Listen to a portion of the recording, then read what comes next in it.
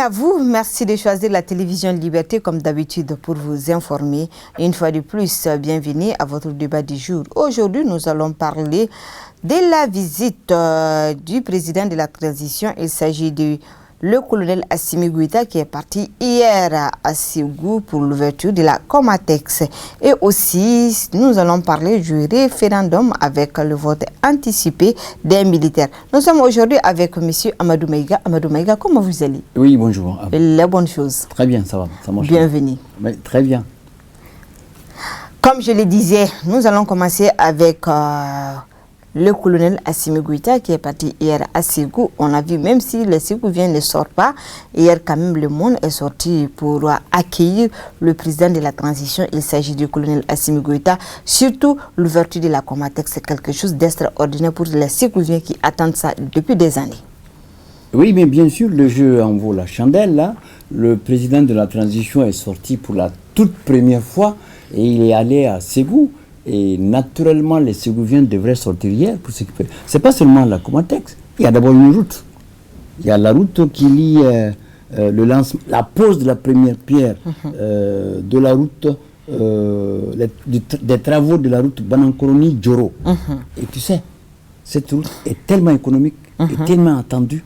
Ça fait des années, 45 km. Mais en réalité, c'est une route des plus économiques de la région de Ségou. Ça, c'est important. Il y a également l'ouverture de la Comatex. Alors, c'est l'allégresse, c'est la joie sur ces travailleurs. Ils sont combien, nos confrères, qui sont là depuis des années. Mais hier, le président de la transition, le chef de l'État, a lancé, c'est fini. Ils sont au boulot, ils sont contents.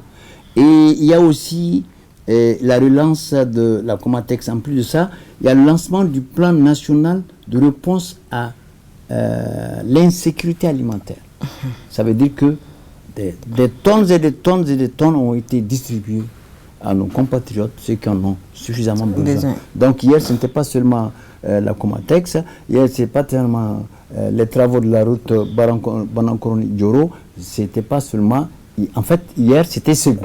C'est le président vraiment de la transition qui allait à Ségou hier. Et tout le monde l'a senti. Ça a été senti par tout le monde, par toutes les couches, malgré tout ceux qui se disent non. Ségou, c'était hier, c'était l'apothéose. Et de part et d'autre, bien sûr que le président de la transition a rendu visite aussi au camp de Bafo là-bas, mais... J'allais venir sur ça, voilà. Parce qu'arriver à Ségou sans partir voir nos militaires... Ah non, c'est là que l'avion a atterri. Donc, il est parti là-bas. La première des choses que le président a fait, c'est atterrir à Bafo. Il est parti voir ses confrères, je peux dire comme ça, parce que c'est des militaires comme le président Assimi Goïta, c'est des amis, c'est des petits frères, c'est des grands frères, oui, ça remonte le moral. Il est parti voir sa famille. Ça remonte le moral. Et il faut dire que la journée de Ségou hier, même à travers son discours, lui aussi, il a répondu dans son discours. Il était satisfait, il était un président de la transition très bien comblé, puisque la manière dont les Ségouviens sont sortis atteste que c'était un accueil des grands jours réservé quand même pour la première sortie. C'était bien. La première sortie officielle. Sinon, je pense que le président il est parti à Kita une fois pour... non, je me rappelle de ça, mais Kita aussi, d'accord, mais ça, non, la première sortie à Ségou.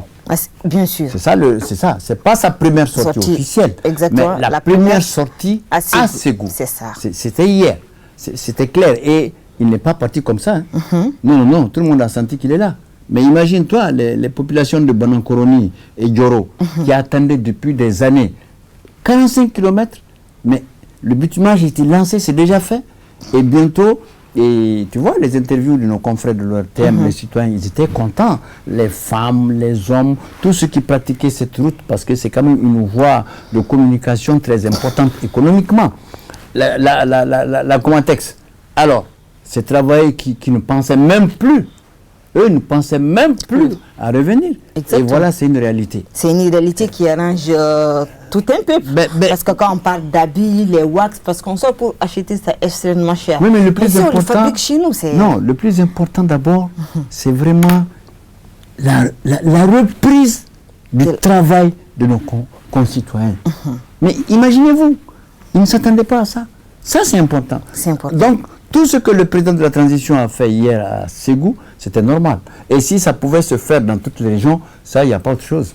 Si ce qui est fait à Ségou hier est fait dans toutes les régions, ben est-ce que les gens même vont demander que la transition finisse? Je ne pense pas. Hein? Si ce qui est fait, je dis bien si, c'est ce qui est fait hier, parce que j'ai vu aussi des concitoyens qui disent mais pourquoi tout se fait à Ségou, tout se fait à Bamako? Bon, ça se comprend, les gens sont dans le besoin. Mais quand le président se déplace, il faut sentir qu'il s'est déplacé. Et c'est ce qui s'est passé hier. Il faut laisser une tâche indélébile, comme les élections, une tâche indélébile. Et ça, à Ségou, ça c'est clair. Hier, c'est une journée inoubliable. Ça va être noté dans le stade Amadou de Ségou, là. Ça va être noté en lettres d'or. On a même reporté notre match parce qu'il y avait un match, le Djoliba devrait aller jouer là-bas. On a reporté ça pour cette activité. Oui. Activité grandiose hier à Ségou. Restons toujours avec ce que le président est en train de faire à Amadou Meiga. On a vu le chemin de fer, maintenant le train est en train de partir à Kaï. Ouais. C'est quelque chose d'extraordinaire parce que les gens attendent ça depuis longtemps. Pour beaucoup de personnes, ça n'allait même pas arriver. Oui, mais c'est bien, c'est arrivé, mais attention, il ne faut pas que ça s'arrête. Il faut que ça continue parce que la région de Kaï, c'est les rails. De Kaï, tout Koto, tout au long des rails, ça c'est les rails. Donc, en fait, lorsque le peuple est uni, en réalité, lorsqu'un peuple est uni, lorsqu'il n'y a pas de divergence autour de l'essentiel économique, mais le pays va se développer. Mais lorsque autour de l'essentiel même économique, on met ça de côté et on commence à s'attaquer les uns les autres, ça c'est quoi, on quitte d'un parti à un autre, on fait... Non, ça c'est pas la peine. La réalité du pays, la force du pays, c'est l'union des fils du pays. Et même en politique, il y a l'union. Bien sûr. Même en politique. Seulement, cette union politique ne se fait pas dans le sens de l'économie. Alors que le développement, c'est l'économie. Le travail, c'est les usines, c'est les industries, il faut en créer. Comme la Comatex. Ça fait combien de chômeurs de moins à Ségou maintenant? Beaucoup. Ça fait combien de familles qui vont retrouver le sourire? Beaucoup. C'est formidable. Cette route-là, ça fait combien de personnes qui vont l'emprunter? Beaucoup. C'est formidable. Donc, tant qu'il y a des... C'est à cela, justement, que le président a fait, c'est à cela que tout le peuple doit s'intéresser. C'est pas dire non, oui, il faut voter oui, il faut voter non, mais tout ça là. Mais attendez, la constitution c'est le Mali. C'est le Mali. Mais le Mali c'est nous tous. On peut ne pas être d'accord sur des faits, mais on peut être d'accord unanimement que la transition politique, si ça s'arrête, c'est une bonne chose. Bien sûr. EJ, ça c'est exceptionnel. Voilà que la première activité de EJ, c'est le truc... on allait tout de suite... Le vote anticipé. Anticiper des militaires, on allait parler de ça, le vote anticipé des militaires. Mais EJ a réussi. Ça s'est passé donc les gens qui ont demandé, les gens qui ont sollicité, d'ailleurs, vous savez, la politique, elle est complexe. Parce qu'en politique, on dit ce qu'on ne fait pas et on fait ce qu'on ne dit pas. En politique, il n'y a pas d'ennemis. Hein. Non, c'est comme on dit, les pays ont des intérêts, ils n'ont pas d'amis. Parce que au Mali, ici, des gens qui ont sollicité EJ pendant des années, d'autres régimes, on a vu aujourd'hui, quand on a parlé d'EJ, cette année, ils ont dit non, jamais. On n'a pas besoin d'EJ. Et les gens qui ne l'ont jamais aimé, ils l'ont aimé cette fois-ci. Et EJ a prouvé de quoi il est capable. Bien sûr. Le vote anticipé des militaires, j'espère que le 18, ça va être la même chose, parce que les militaires, ils ont voté partout, sauf à Kidal. Sauf à Kidal, sinon les militaires ont voté partout. Ils ont voté partout, sauf à Kidal. Et c'est pourquoi le problème de Kidal va et revient chaque fois. Alors, il va falloir que le vote se fasse à Kidal. Bien sûr. Et il faut que les militaires votent à Kidal, il faut que les ressortissants de Kidal même votent. Dans tous les cas, ça rentre dans un contexte un peu international qui dépasse le Mali, qu'il faut négocier, ça se comprend. Mais il ne faudrait pas qu'on extrapole pour dire que non, Kidal c'est le Mali. Sauf que c'est un cas spécifique. Et il faut que nous, Maliens, nous comprenions que ce cas spécifique doit être géré spécifiquement. C'est tout. Sinon, EJ a déjà fait, EJ a ses démembrements partout, et tout le monde a vu les représentants, ils sont partout, ils ont les cartes. Ah non, les cartes biométriques, il faut que ça c'est EJ ou c'est l'administration territoriale? Non, mais moi je pense que c'est pas venu avec l'idée des cartes biométriques. Non, les cartes biométriques, c'est avant la création des voilà. Donc ça n'a rien à voir avec EJ. Rien. En tout cas, une chose est sûre, EJ l'a dit, on n'a pas besoin des cartes biométriques pour aller voter. Toi, tu peux aller voter avec la carte Nina, avec ton passeport, avec ta carte d'identité nationale. Là. En même temps, si tu as, je ne sais pas trop, en tout cas, on peut voter. Non, le président de EJ, c'est un avocat, c'est un ancien bâtonnier de plus, et Maître Moustapha Cissé. Et tous ces hommes, d'ailleurs, sont expérimentés, ils connaissent ce processus. J'en connais parmi eux qui ont fait presque tous les processus là. Depuis haut, ils ont participé à ces élections-là. Donc, ils s'y connaissent. Ils sont déjà à jour à Aïch. Les cartes sont prêtes, les cartes d'électeurs, mais ils ont dit qu'on peut voter avec et le permis de conduire, et le passeport, et la carte d'identité, et la carte professionnelle. Mais est-ce que ça n'ouvre pas le... Bon, comme ce vote-là n'a pas d'enjeu, c'est oui ou non. C'est oui ou non. Mais attention, il y en a Vous l'avez dit, un oui ou non qui est en train de causer beaucoup de problèmes aujourd'hui. Oui. Ah oui, il y a des protestations. Hein? Bien sûr, beaucoup même. Parce que c'est ce que j'ai remarqué à la dernière minute, beaucoup de personnes demandent aux gens de voter non. Bon. Même si la majorité pensait que le oui allait remporter facilement, mais on a vu jusqu'à la dernière minute quand même. Ah non, ce que tu dis, c'est intéressant parce qu'il y a des partis politiques même qui ont dit à leurs militants, votez non. Il y a des leaders politiques qui ont dit, votez non. Votez non. Et il y en a qui ne sont pas du tout d'accord, qui contestent. Mais en matière d'élection, je pense que le camp du oui là, doit faire attention, il ne faut rien minimiser. En tout cas, c'est ce que les camps du oui ont compris l'autre jour, quand on est sorti pour aller au stade 26 mars. Les camps du oui ont compris que vraiment, il faut bien réfléchir. L'autre jour, c'était une leçon. Hein? C'était une leçon pour eux. La mascarade, bon, c'est pas une mascarade, mais ça n'a pas réussi quand même. Pas du tout. L'enjeu était plus que ça. Bon, après, il faudrait aussi que nous, Maliens, on comprenne qu'on peut réussir une fois souvent. C'est-à-dire qu'il faut qu'on soit clément. Il faut qu'on s'accepte. Ils ont décidé de sortir encore le vendredi prochain pour un oui encore. Ah, mais attention. Toujours au stade de 26 mars. Mais les noms aussi ont décidé de sortir. Mais ce qui se passe, c'est qu'ils ont eu la maison des aînés, d'après Kaoudim, et après, on leur a restitué leur argent. Ça c'est le nom aussi. C'est le nom aussi, Kaoudim, il a dit, ils ont réservé la maison des aînés et après on leur a restitué. Bon, si c'est Kaoudim, ça c'est vraiment le nom. Eux, ils ont tout le temps dit de voter non. Mais on ne peut pas dire au référendum, c'est la constitution, il n'y a pas d'enjeu. L'enjeu c'est le Mali. L'enjeu c'est le Mali, mais ceux qui disent non aussi, c'est des Maliens, ils savent pourquoi ils disent non. Ils disent non. Eux, ils le savent. Maintenant, il ne faut pas que le oui pense que c'est... Attention, il faut déjà sortir. Gagné. Ah non, il faut qu'il sorte. Hein. Il faut que le oui se batte. Hein. Ça va être compliqué. Il faut que le oui sorte. Si le oui ne sort pas, ils sont menacés, il faut qu'il sorte. Ah oui, c'est clair, parce que le non aussi, c'est des Maliens. C'est des Maliens. Écoutez, les gars d'accès aux médias d'État passent leur message à la télé. Ça veut... Tout le monde, c'est normal. Mais démocratiquement, il ne faut pas qu'ils se couchent. Parce que ceux qui font... Il y a beaucoup qui font du bruit là. Ah, je fais ceci, ah, je fais cela. Mais attends, ça c'est le bruit. Ça ne veut pas dire... Tu peux être influenceur, mais tu ne peux pas être mobilisateur. C'est différent. Pour mobiliser le citoyen, il y a des citoyens qu'on peut mobiliser sans argent. Sans argent. Oh oui, il y a des gens, quand ils s'arrêtent, ils parlent, tu les suis. Il y a des gens, quand ils te donnent des millions, ils prennent, mais ils ne mobilisent personne. C'est ça aussi la vérité. Je sais qu'il y a une vedette maintenant là, qu'on appelle Kadiatousso Junior. Je la vois beaucoup un peu partout. Comment elle s'appelle? Je crois que c'est Kadiatou Fofana. Kadiatou Fofana. C'est ça, vous la connaissez? Oui, Kadiatou Fofana, elle était chargée de communication quelque part. Au ministère de la Réconciliation. Ouais. Voilà, je mets le tour. Voilà. Au ministère de la Réconciliation nationale. Mais non, mais maintenant, elle est leader.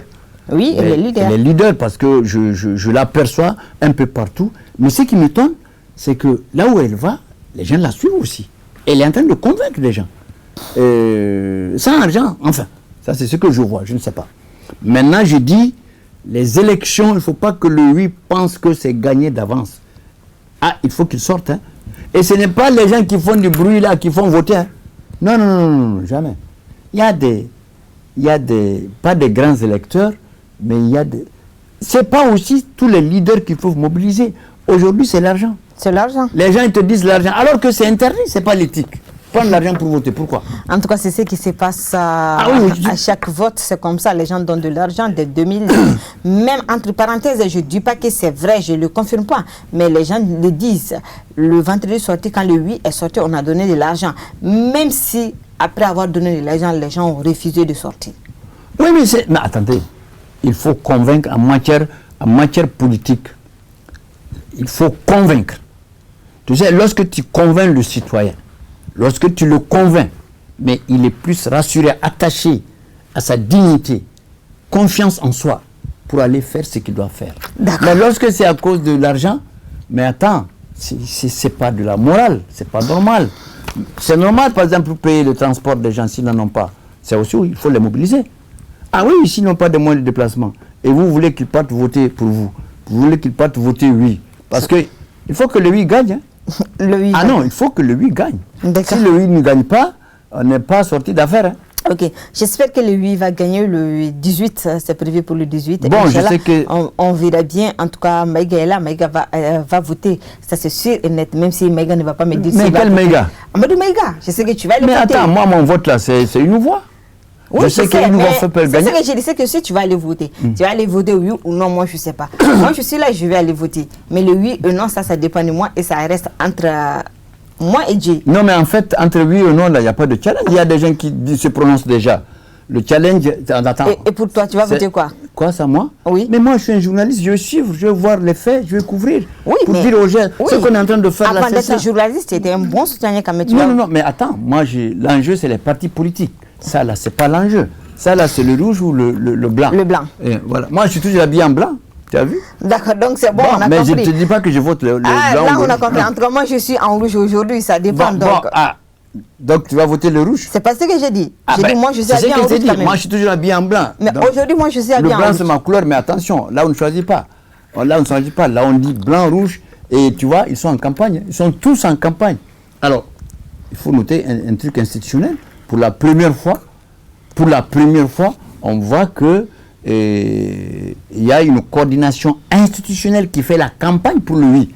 Ça, c'est des choses à dire aussi. D'accord. Pour la première fois, on voit ça. Et pour le non aussi, il y a une coordination. D'accord. Alors, mais ce qui se passe pour le oui, c'est que c'est le président de la société civile qui coordonne le côté oui. Ça, les gens ont noté ça. Hein. D'accord.